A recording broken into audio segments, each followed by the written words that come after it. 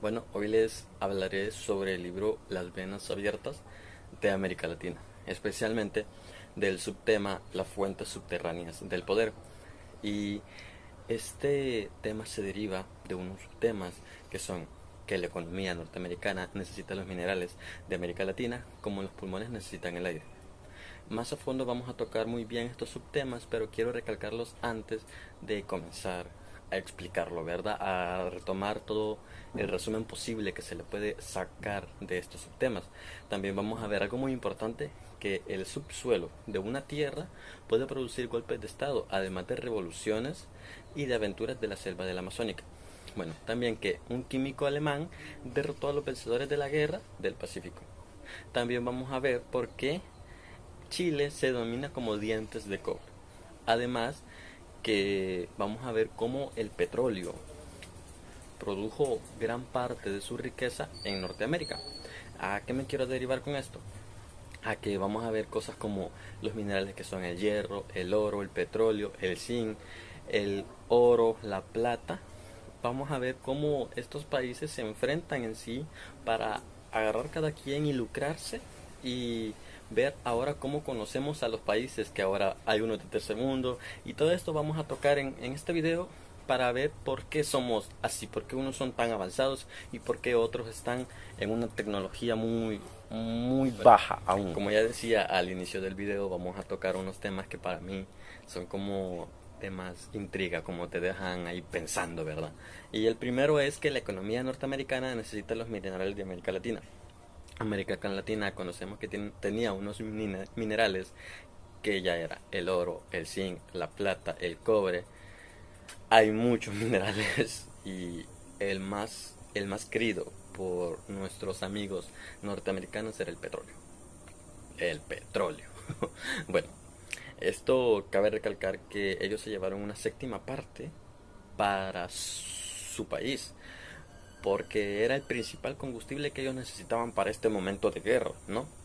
Además que cabe recalcar que el señor Werner von Braun fue el de la hazaña que sus hombres pusieron las primeras huellas sobre la superficie de la luna en el año 1969.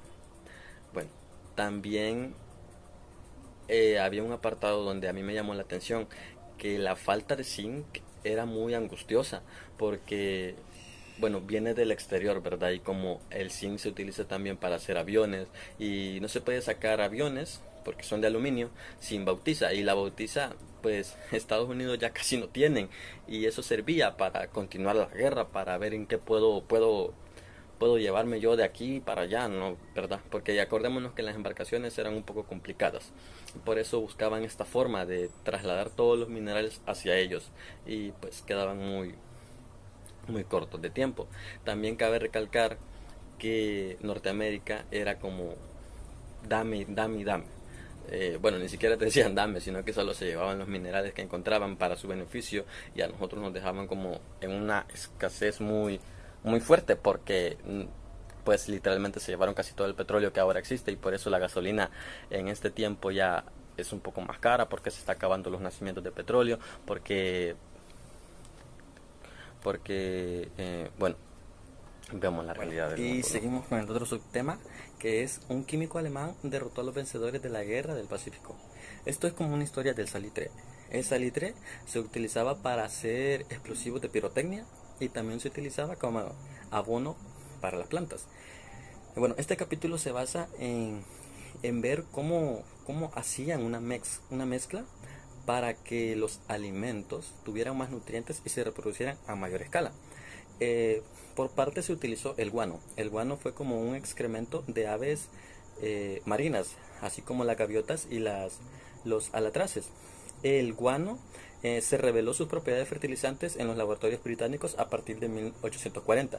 Desde ese punto, los británicos empezaron a, a adaptar las gaviotas para extraer su fertilizante, que es su excremento, ¿verdad? Para poder rociar las plantas para que tengan más nutrientes, y así pues, como ya les decía, sacan una producción a gran escala. También comenzó su exportación desde la costa peruana, donde las alcatraces y las gaviotas tomaron un papel muy importante, porque eran alimentados por fabulosos cerdúmenes de las corrientes que en Liberia habían bastantes aves donde se podían, bueno, cazar en este momento, ¿verdad? Para así sacar todo su, su excremento. Siguiendo con eso, dice que habían acumulados las islas y los isolotes desde tiempos inmesurables, grandes montañas de excrementos ricos en nitrógeno, amoníaco, fosfato, sales alcalinas. El guano conservaba puro en las costas sin lluvia de Perú. ¿Esto qué quiere decir? Que bueno, todo esto se utilizaba mayormente para la producción agrícola, ya que eran exportaciones, sacaban una barbaridad de exportaciones agrícolas en sus barcos para otros países, ¿verdad? Así como ellos descubrieron que el guano y el salitre eran muy importantes. El salitre más que todo se utilizaba para la pirotecnia y es otra historia aparte, pero también se utilizaba como fertilizante, también el guano, aunque el guano tenía más prioridad porque era como el fertilizante mejor, por decirlo así, entre comillas. Pero como sabemos, todo su momento de gloria, su momento feliz, tiene la tormenta, ¿verdad? Ya que la explotación del salitre rápidamente se extendió hasta la provincia boliviana de Antofagasta. Esto quiere decir que aunque el negocio no era boliviano, sino que más bien era peruano, y más que peruano era chileno, cuando el gobierno de Bolivia pretendió aplicar un impuesto a las salitreras que operaban en su suelo los batallones del ejército, eh, fue donde Chile actuó. Fue cuando invadieron la provincia para no abandonarla jamás. Esto quiere decir que Chile se quería aprovechar, ¿verdad?, de los peruanos, porque pues le querían poner un impuesto. Tú decías, bueno, estás en mis tierras, dame lo que a mí me pertenece, dame mi parte. No lo tomaron de esa manera, sino que más bien quisieron tomar todo y llevarse todo. Son de ellos, son mis tierras, dámelo. Bueno, pero los conflictos latentes entre Chile y Perú, y también Bolivia, el salitre desencadenó la guerra que fue denominada la Guerra del Pacífico. Estalló en el 1879 y duró hasta 1883, donde las Fuerzas Armadas chilenas, que ya en el 1879 habían ocupado también los puertos peruanos de la región del Salitre, Patillos, Iquique, Pisagua y Juan, entraron por fin en victoriosas en Lima. Y el día siguiente la fortaleza de Callao se rindió.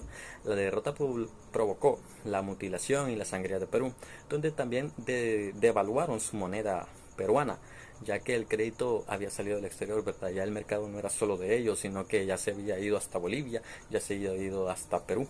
Y bueno, a Perú le quitaron y Chile se lo quitó también, ya que como sabemos, los países lo que quieren es agrandar su economía, subsistir, ¿verdad? Crecer antes que otros. Y bueno, cuando se dieron cuenta que los peruanos usaban el suelo de los chilenos, se armó esta guerra, se armó este complot, ya que ahí tenían las salitreras, que era donde cuidaban todas sus gaviotas para extraer su excremento, que ayudaba a las plantas a que sigan su producción. Bueno, siguiendo con esta historia, acordémonos que Chile, Perú y Bolivia estaban en el campo de batalla intercambiando balas. Pero Bolivia no se dio cuenta que perdió lo más importante que tenía, que era la mina de cobre más importante del mundo, actual, ¿verdad?, en su momento, que estaba en Chuquicamata, que esto fue en Antofagasta, está la palabra, pero ya la pronuncio. Pero ¿quiénes fueron los triunfadores de esta guerra? Bueno, como conocemos, el salitre era como el momento por lo que se estaban peleando, ¿verdad? Había una revolución salitrera, que era porque estos tres países estaban en su momento de guerra. Pero esto sumaba el 5% de las rentas en el Estado chileno en 1880. 10 años después, más de la mitad de los ingresos fiscales provenían de la exportación del nitrato de los territorios conquistados. La región del salitre se convirtió en una factoría británica, donde entran nuestros amigos británicos. ¿Por qué? Porque los ingleses se apoderaron del salitre, utilizando procedimientos nada costosos. Esto quiere decir que mientras nuestros amigos chilenos, peruanos y bolivianos estaban en guerra, bueno, nuestros compitas, como se les puede decir, británicos, aprovecharon su momento, como dicen, aprovecha el boom. Pero fue para bien de ellos, ¿verdad? Fue para que ellos se lucraran, porque gracias a John Thomas North y su socio Robert Harvey aprovecharon esa coyuntura. Mientras que los chilenos, los peruanos y los bolivianos intercambiaban las balas entre sí en el campo de batalla, los ingleses se estaban dedicando a quedarse con los bonos gracias a los créditos que el Banco Valparaíso les ofrecía, porque los soldados estaban peleando para ellos, aunque no lo sabían, ¿verdad? Porque como decía anteriormente, ellos estaban exportando todo y sin que ellos se dieran cuenta, ¿verdad? Sin que ellos vieran quién estaba ahí. Y el gobierno chileno recompensó inmediatamente el sacrificio de North Harvey, Inglis, James y los laboriosos hombres, porque en esa empresa, que fue en 1881, dispuso la revolución de salitrera. Fue como un momento de impacto entre estos tres países que intercambiaron esa guerra por ver quién aportaba más a las salitreras y quién peleaba más. Pero nuestros amigos británicos fue donde más aprovecharon, ¿verdad? Ya que esa coyuntura que estaba en ese momento, ellos dijeron, bueno, ellos están peleando, nosotros podemos aprovechar, traigámonos esto para acá sin que ellos se den cuenta. Y así fue, porque los chilenos estaban peleando, pero los británicos estaban aprovechando de su tierra, ya que ellos quitaban las salitreras y se las llevaban para su lugar, ¿verdad? Para poder estar abasteciendo sin que nadie los molestara. Bueno, pero nos quedamos en duda quién fue como el victorioso de esta guerra, ¿verdad? De entre Chile, Bolivia y Perú. Bueno, podemos decir que entre comillas, Chile fue como el vencedor, ya que la guerra había otorgado a Chile el monopolio mundial de los nitratos naturales. Pero el rey de salitre, que era John Thomas North, una de sus empresas, la Liverpool Nitrate Company, pagaba dividiéndose el 40%, o sea que se convirtieron entre socios. Por eso, bueno, Chile, y gracias a este británico que fue John Thomas North, fue que pudieron ganar el territorio de la salitrera, ¿verdad? Pero en su lejano reino del salitre, los obreros chilenos eran explotados, ya que, bueno, nuestro buen amigo, que no tan bueno, explotaba a estos trabajadores que no les servía todo el trabajo arduo que ellos realizaban, ¿verdad? Ya que en 1888 anunció que no era necesario los distintos salitreros mediante la formación de empresas chilenas, ya que ellos estaban desvaluando a Chile, ¿verdad? Decían que ya no lo necesitaban, porque además ellos tenían un as bajo la manga, que además que las tierras salitreras, 3 años después, más tarde, estalló la guerra civil de John Thomas North y sus colegas financieros fueron rebeldes, ya que los británicos invadieron otra vez Chile para quitar todo el fertilizante posible. Y nos pasamos ya a vísperas de la Primera Guerra Mundial, que fue donde Chile, 2/3 provenían de la exportación de nitratos, o sea que Chile se estaba abasteciendo bastante, porque ellos querían el fertilizante solo para ellos, para seguir subsistiendo, para seguir desarrollándose, pero Chile funcionaba como un apéndice de la economía británica, ya que ellos eran utilizados sin que ellos se dieran cuenta. El más importante proveedor de abonos del mercado europeo no tenía derecho a la vida propia, o sea Chile, y entonces un químico alemán derrotó desde su laboratorio. En decirlo así, la tecnología ganó, porque los británicos, además de tener bastante capital, tenían una tecnología muy avanzada, ya que el perfeccionamiento del proceso de Haber-Bosch, que fue un químico que desarrolló un fertilizante a partir de nitratos, utilizando el nitrógeno del aire, que fue muy importante, desplazó el salitre definitivamente y provocó la estrepitosa caída de la economía chilena. Es muy difícil que tengas un negocio, por decirlo así, y como ven que está dejando bastante capital, terceras personas te lo quieren quitar. Y esto pasó con Chile, ya que los británicos, bueno, este químico alemán, fue quien destrozó toda la economía de nuestros amigos queridos chilenos, y por eso el tema se llama Un químico alemán derrotó a los vencedores del Pacífico. Y así damos concluido este subtema y vamos al siguiente. Bueno, seguimos con el siguiente subtema, que se denomina dientes de cobre sobre Chile. Luego del salitre, el cobre no tardó mucho en aparecer y fue como la viga para la economía chilena. Poco a poco Estados Unidos salió nuevamente, ya que invirtió en Chile $4 millones. En su tiempo esto era demasiado. Perdón, $400 millones, ya que era una capital enorme. Y nació una unidad popular donde habían dos compañías, que era la Anaconda Copper Mining y la Kennecott Copper.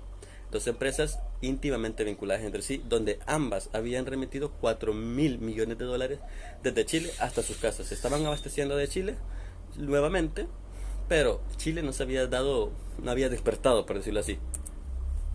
Luego, cuando Eduardo Frei ganó las elecciones del 64, la cotización del cobre subió de inmediato con un visible alivio. Eso era de muy bien para Estados Unidos, ¿verdad? Ya que, como decíamos, Chile posee las mayores reservas de cobre de todo el mundo. Una tercera parte total, hasta ahora conocido, el cobre chileno, aparece por lo general asociado a otros metales como el oro y la plata. Chile era una tierra donde estos minerales eran de gran abastecimiento, pero tenía una pequeña cosa que no le gustaba. Por lo demás, los obreros chilenos son baratos para las empresas, con sus bajísimos costos de Chile. La Anaconda y la Canacop financian con sus creces altos costos en Estados Unidos, del mismo modo que el cobre chileno paga por la vía de los gastos al exterior. Más de 10 millones de dólares por año para el mantenimiento de las oficinas en Nueva York. Como veíamos aquí, era bastante capital que estaba generando Chile hacia Estados Unidos, ¿verdad? Ellos estaban lucrándose y Chile no se estaba dando cuenta. Pensaban que eran buenos socios, pero en realidad no, les estaban tomando del pelo, por decirlo de una manera. La productividad obrera ha sido aumentada en Chile a medida de que las empresas han mecanizado sus medios de explotación. Desde el año 1945, la producción del cobre ha aumentado en un 50%. Eso era muy bien para Chile, pero la cantidad de trabajadores ocupados en las minas se había reducido, ya que cada, cada vez que ellos sacaban una cantidad exuberante de cobre, bueno, los trabajadores perdían sus vidas, ¿verdad? Por la contaminación que había en estas minas. Pero salió una nacionalización donde pondría fin a su estado de cosas que se habían hecho insoportables para este país y evitará que se repita lo que se repitió con el salitre, ya que ellos decían que hoy no nos iban a saquear, que no íbamos a perder, que íbamos a ganar y íbamos a tener igualdad, cosa que no fue así para nuestros hermanos chilenos, ya que en el año de 1965 Frei convirtió al Estado en socio a la Caneco y permitió a las empresas poco menos que triplicaran sus ganancias, más de lo que ya lo estaba haciendo Chile. Un precio promedio de 29 centavos de dólar por libra, pero por la demanda mundial esto generó hasta los 70 centavos. Chile perdió por la diferencia de impuestos entre el precio ficticio y el precio real. En el año 1969, Frei pactó con la Anaconda, de acuerdo, para comprarle el 51% de las acciones en cuotas semestrales. Como vemos, Frei se estaba abasteciendo bastante de estas dos empresas, ¿verdad? Ya eran sus socias, ya las había comprado literalmente. Y el presidente de la Anaconda le dijo al presidente de Chile: Excelencia, los capitalistas no conservan los bienes por motivos sentimentales, sino por razones económicas. Esto quiere decir que estas dos empresas se abastecieron bastante de Chile y luego llegó nuestro presidente Frei a hacerse socio con estas dos empresas y quitarle todo, no casi todo, sino que una gran parte de cobre a Chile. Y estos se quedaron como los nuevos reyes del cobre, por decirlo de una manera. Este es un breve resumen de este tema, de por qué se llama así, dientes de cobre sobre Chile. Y creo que fue como una historia muy tediosa, porque que salieras perdiendo del salitre a llegar abasteciéndote bastante cobre y que nuevamente te volvieran a quitar una gran parte para que no volvieras a volver a ampliar tu país, creo que es muy doloroso para nuestros hermanos chilenos, ¿verdad? Bueno, y seguimos con el otro tema que se llama dientes de hierro sobre Brasil. Este es un tema muy cortito, ya que el resumen es un poco corto, valga la redundancia, y es que se trata de que los Estados Unidos se aliaron, entre comillas, con Brasil y Venezuela para obtener el hierro de sus tierras, ya que a Estados Unidos les salía más barato las exportaciones que recibían de Brasil y Venezuela que el hierro que extraían de su propio subsuelo. Bueno, Norteamérica quería apoderarse de los yacimientos de hierro en el exterior, ¿verdad? Y las capturas que hacía de las minas del exterior, de las fronteras, constituye más que un negocio muy imperativo, ya que la seguridad nacional que tenía el subsuelo norteamericano se estaba quedando, como habíamos visto, exhausto. Se puede decir que hacer acero, y el 85% de la industria de los Estados Unidos contiene de una u otra manera acero. Bueno, las tierras norteamericanas redujeron los abastecimientos de Canadá. Con ello se reflejó de inmediato un aumento de las importaciones de América Latina. Este es un tema no tan amplio, porque lo que podemos constar es que Estados Unidos lo que quería era perjudicar a países de América Latina para quedarse con todos sus minerales, y en este caso iba a ser el hierro, ya que lo que más le convenía era Brasil y Venezuela, ¿verdad? Ya que ellos hicieron un listado de los países que más minerales tenían, y salió encabezando Brasil, el hierro. Y lo que hicieron Estados Unidos fue como jugarle un papel eh, de doble página, ya que ellos hicieron un tratado, entre comillas hicieron un tratado, pero al final lo que generó Estados Unidos fue una revolución militarista en Brasil, porque le dejó mal planteado todo su orden que tenían, ¿verdad? Todo su abastecimiento que podían generar en muchos años, ya que Estados Unidos solo lo que quería era aprovecharse de ellos nuevamente para así quedarse con toda la producción del hierro posible, porque como ellos ya no podían generarlo en sus propias tierras, porque el subsuelo que tenían ellos ya se estaba deteriorando drásticamente, optaron por perjudicar a Brasil, y ahora, bueno, ellas yacen con unos nacimientos ya muy fuertes en su época. Por eso es que este tema se denomina dientes de hierro sobre Brasil, porque haciendo un breve resumen, en Norteamérica quiso hierro, hizo un listado, salió Brasil, que fue como las minas más fuertes que tenía Brasil en ese entonces. Venezuela lo dejaron por un lado, ya que no le podía apartar bastante, pero sí le quitaron el hierro que ellos generaban. Fue muy duro que, bueno, América Latina haya sufrido por estos amigos norteamericanos, ¿verdad? Ya que todos los minerales que nosotros poseíamos se los llevaron ellos sin ni siquiera pedir permiso, sino que solo nos dejaron problemas, nos dejaron guerras, nos dejaron revoluciones. Eso fue lo drástico de este tema que podemos concluir. Seguimos con el penúltimo subtema, que se denomina el petróleo, las maldiciones y las hazañas. Bueno, como conocemos hoy en día, el petróleo se utiliza para la gasolina, ¿verdad? Sabemos la historia del petróleo. Supuestamente la teoría de que los huesos de los dinosaurios se fueron deteriorando pocamente y crearon este oro negro, que el oro negro es el petróleo, así lo menciona el libro. Y en este tema, bueno, en este subtema, el petróleo era el gas natural. Era el principal combustible de cuantos ponían en marcha este mundo contemporáneo, una materia prima de creciente importancia para la industria química y el material estratégico primordial para las actividades militares. Ningún otro imán atraía en este entonces como el oro negro. Pero había una empresa que era como la más fuerte de todas, porque la empresa estaba literalmente muy arriba, muy en lo alto, que era la Standard Oil. Bueno, pero ¿qué era la Standard Oil? La Standard Oil fue una empresa petrolera estadounidense fundada en 1870, que llegó a ser la más importante en su labor.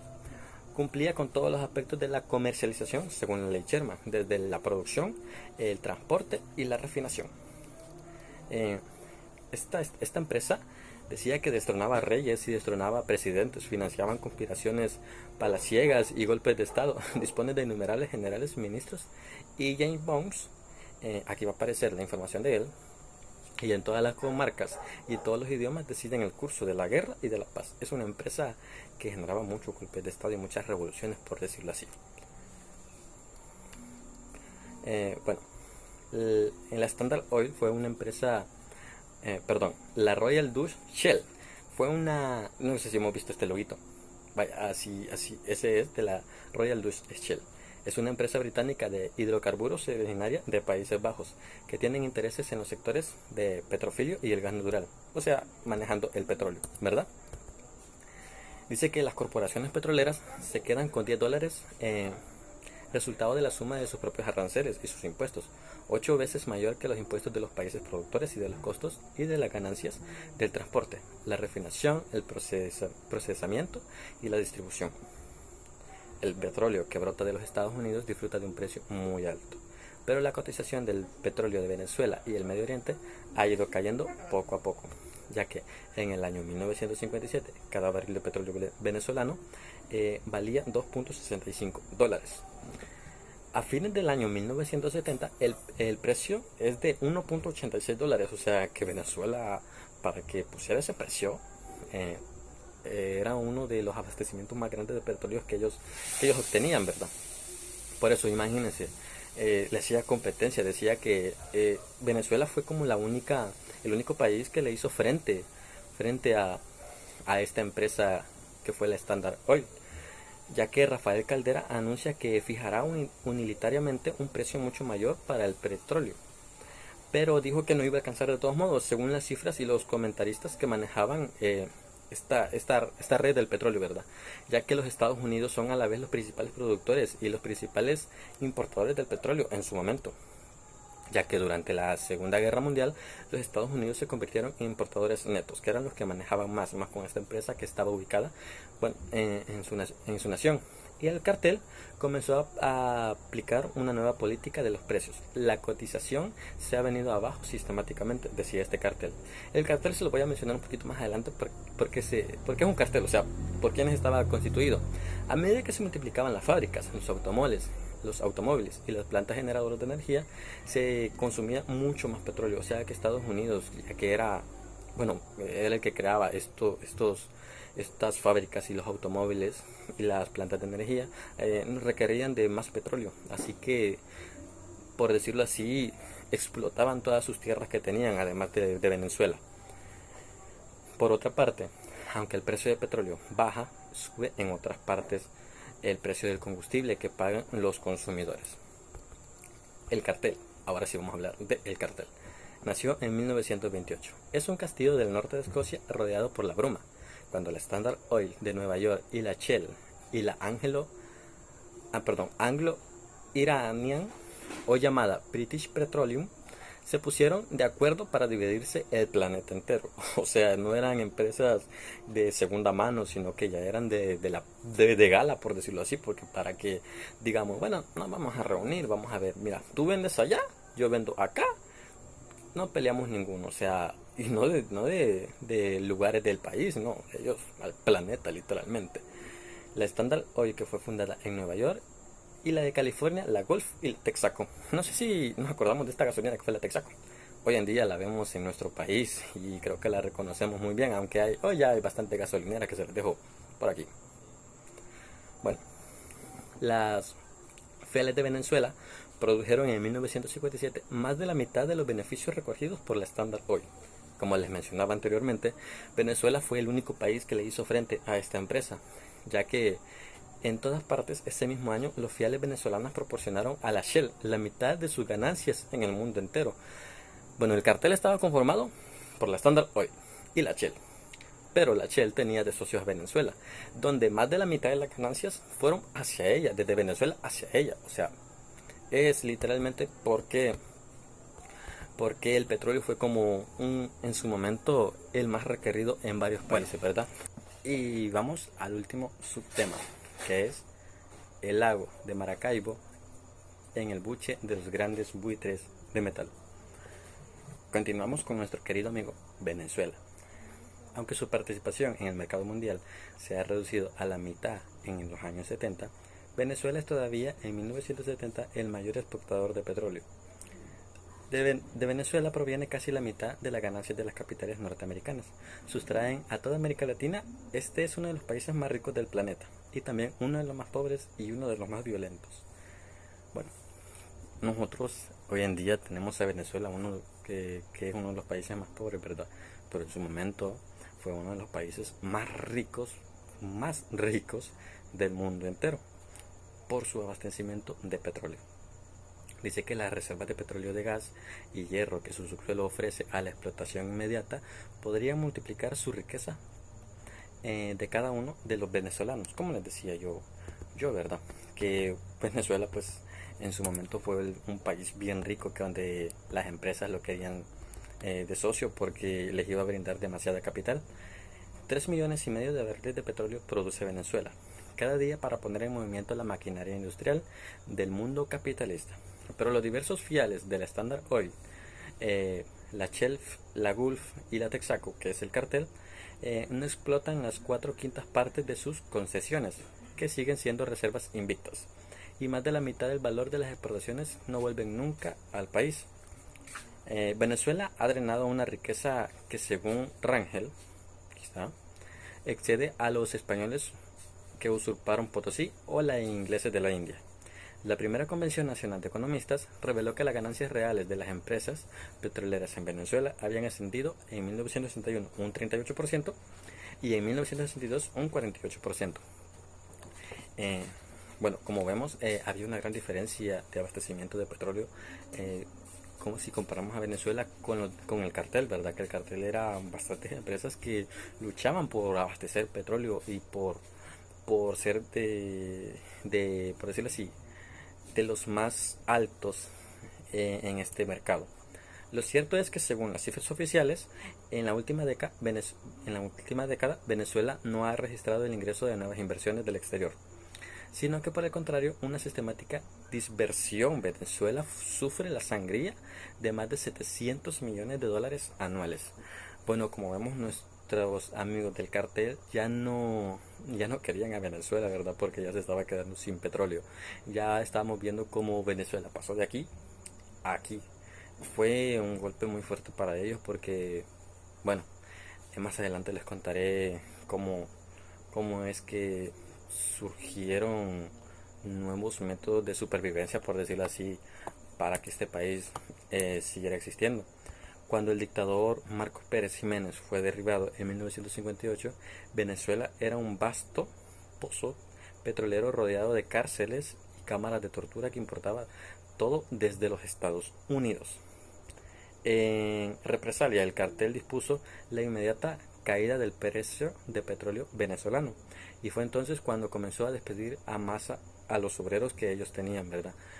Eh, Tan abajo se vino el precio que a pesar del aumento de los impuestos y el mayor volumen de petróleo exportado en 1958, el Estado recaudó 60 millones de dólares menos que el año anterior.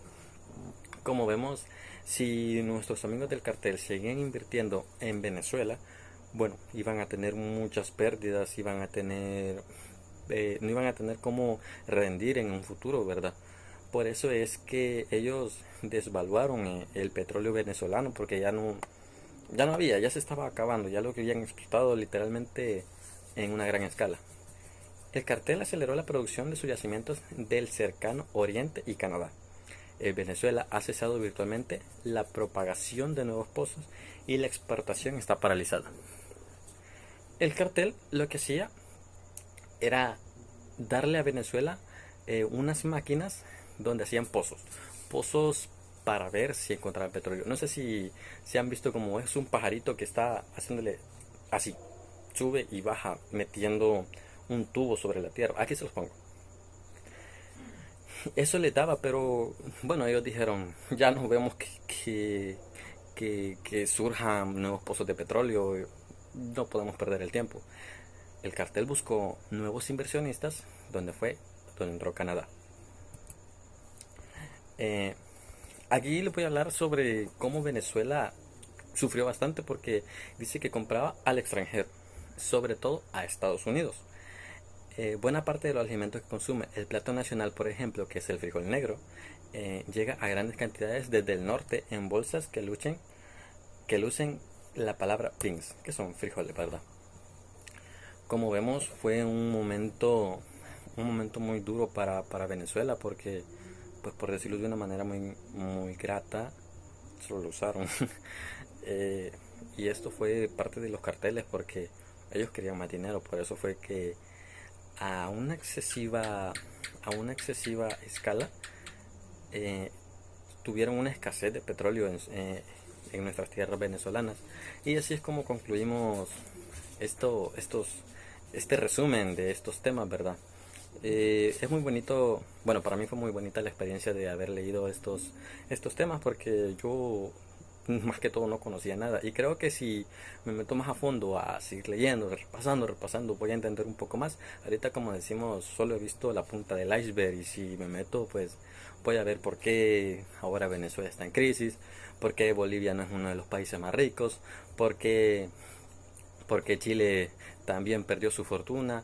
Es como conocer la historia de los países y por qué Estados Unidos es uno de los países con mayor visión futurista, por qué lo vemos como un primer mundo y estos países que son como América Latina son de tercer mundo, por decirlo así, ¿verdad? Somos países pobres, ya que como conocemos nuestro país era rico en oro y nuestros queridos amigos españoles pues nos robaron todo.